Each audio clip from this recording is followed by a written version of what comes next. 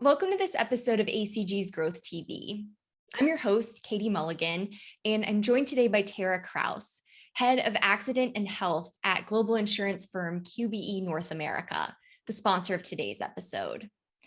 Tara is here to talk about the factors driving up costs for employer-sponsored health plans and ways to manage that risk. Tara, thanks for joining me. Pleasure to be here today, Katie. So QBE just published its annual accident and health market report, which of course dovetails very closely with our topic today.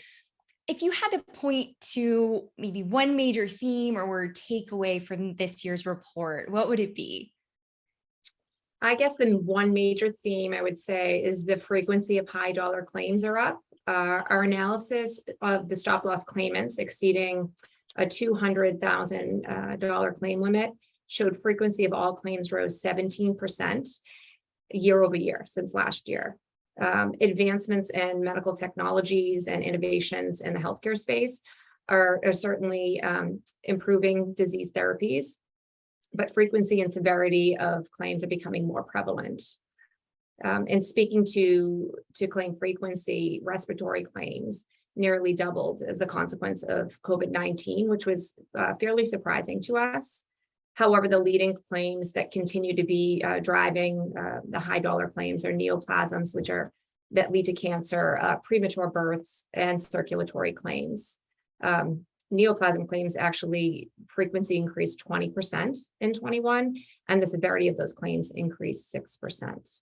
And so all of these factors, of course, I'm sure are having a big impact on middle market employers. Are there other findings in the report that you'd point to that leaders of these businesses with self-funded healthcare plans should be paying attention to? There's a couple things. I would start with number one on front and center on our minds, but certainly on many people's minds, is the deferral of care, and specifically how it relates to cancer screening.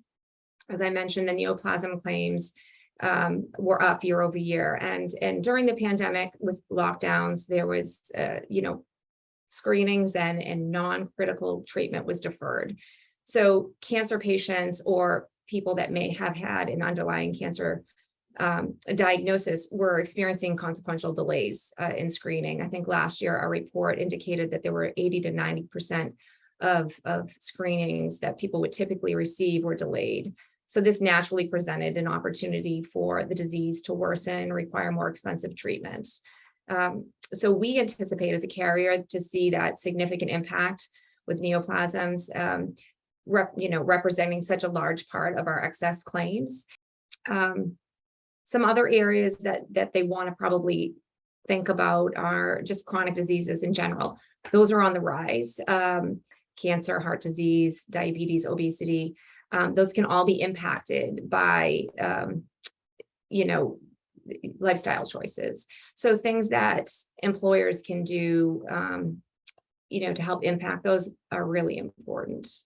And lastly, I'd mention things that just they want to know about that are on the horizon in the healthcare space, and that's high cost gene and cell therapies. There's over 1,000 therapies in the pipelines right now. The FDA is expected to approve likely upwards of 70 by the year 2030. So that's something else that's a high expense that employers would want to be on the lookout for. Mm-hmm. And you touched on this a little bit a moment ago in terms of how employers can influence some of the lifestyle choices or contributors to some of the chronic illness. Is there other advice you'd share for business leaders as they try to mitigate these rising healthcare costs and manage risk for their organizations? Sure. I think, it's on the news every night and we're experiencing it at across all spectrums, is the tight labor market that we've seen. So employers should really look to offer robust healthcare packages to not only bolster their talent acquisition, but also help manage their employees' healthcare. And in doing so and offering that high quality healthcare, not only are they attracting good talent, improving their members' health, but and potentially productivity at work, but the right programs can and will lead to financial outcomes that are better for the employer. Employers, about a third of the expense of compensation is benefit offerings.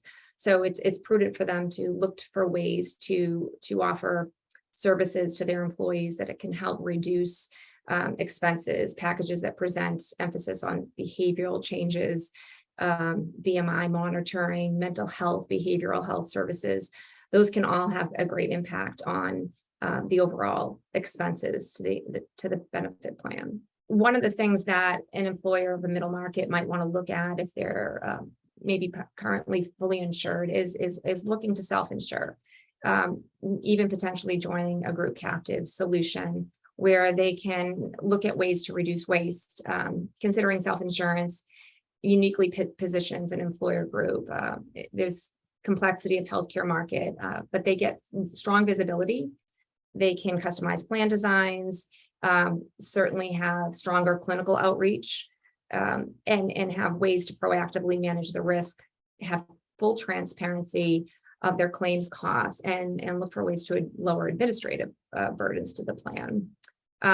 With QBE, we'll offer clinical proactive and retroactive reviews of claims, helping to drive outcome-based care. So that's something employers should really consider when they're looking for ways to reduce their healthcare spend. Mm-hmm. Great. Okay, we'll leave it there for today. Tara, thank you so much for joining me on Growth TV. It was a pleasure to be here, Katie. Thank you.